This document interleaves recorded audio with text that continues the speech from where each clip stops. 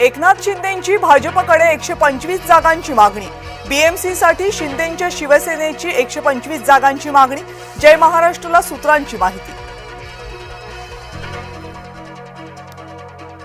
आगामी मनपा निवडणुकांसाठी शिंदे भाकरी फिरवणार। नव्या चेहऱ्यांना मंत्रिपदाची संधी मिळण्याची शक्यता। जय महाराष्ट्रला सूत्रांची माहिती। ठाकरे गट मनसेची आज पुन्हा बैठक। संजय राऊत, अनिल परब उपस्थित राहणार। नांदगावकरांसह इतर मनसे नेते जागा वाटपावर चर्चा करणार। सर्व गोष्टी चर्चेनंतर स्पष्ट होतील। मविया एकत्र राहावी हाच आमचा प्रयत्न। राज ठाकरेंच्या भेटीनंतर अनिल परब यांची माहिती।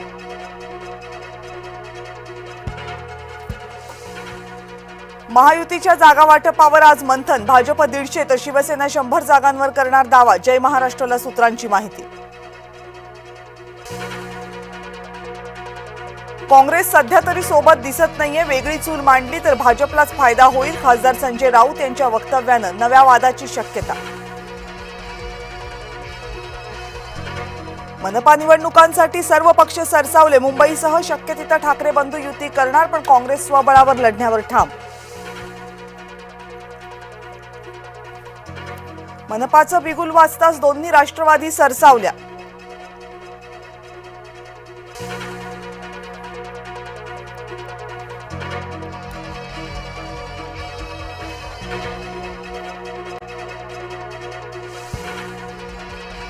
सुप्रिया सुळेंनी घेतली केंद्रीय गृहमंत्री अमित शहांची भेट। शरद पवार गटाचे सर्व खासदारही सोबत। राज्यातल्या विविध मुद्द्यांसंदर्भात केली चर्चा।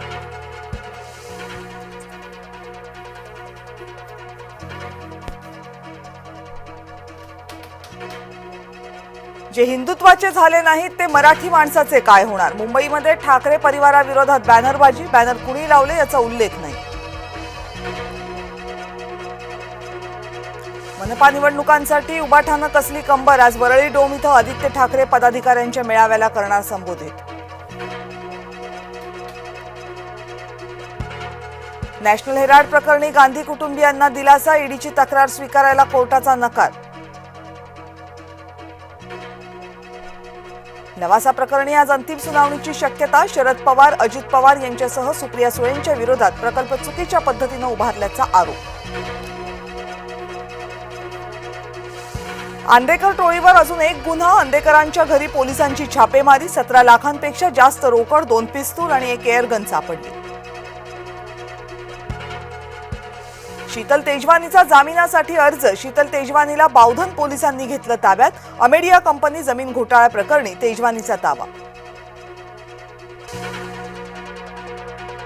दुसऱ्याची हत्या करून स्वतःच्या मृत्यूचा बनाव। 1 कोटी रुपयांच्या विम्यासाठी धक्कादायक पाऊल। लातूरच्या औसा तालुक्यातल्या जळीत हत्याकांडाचा पर्दाफाश।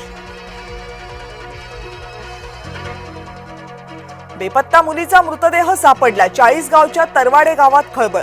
9 वर्षांची चिमुकली शाळेतून घरी येतानाच झाली होती बेपत्ता।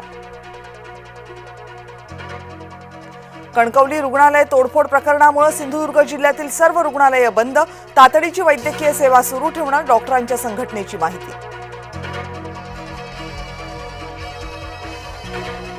म्हाडा वसाहतींच्या पुनर्विकासासाठी गेम चेंजर धोरण। मोडकळीस आलेल्या म्हाडा वसाहतींचा होणार पुनर्विकास। गृहनिर्माण विभागाचा शासन निर्णय जारी। कोराडी वीज निर्मिती केंद्रामध्ये ओझोन वायूची गळती। दुर्घटनेमध्ये 18 कामगारांचा श्वास गुदमरला।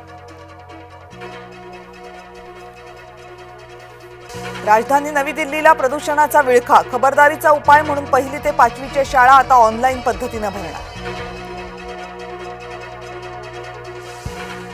भारतीय रुपयाचा 90.78चा विक्रमी नीचांक। रिझर्व्ह बँकेचा हस्तक्षेपही निष्प्रभ।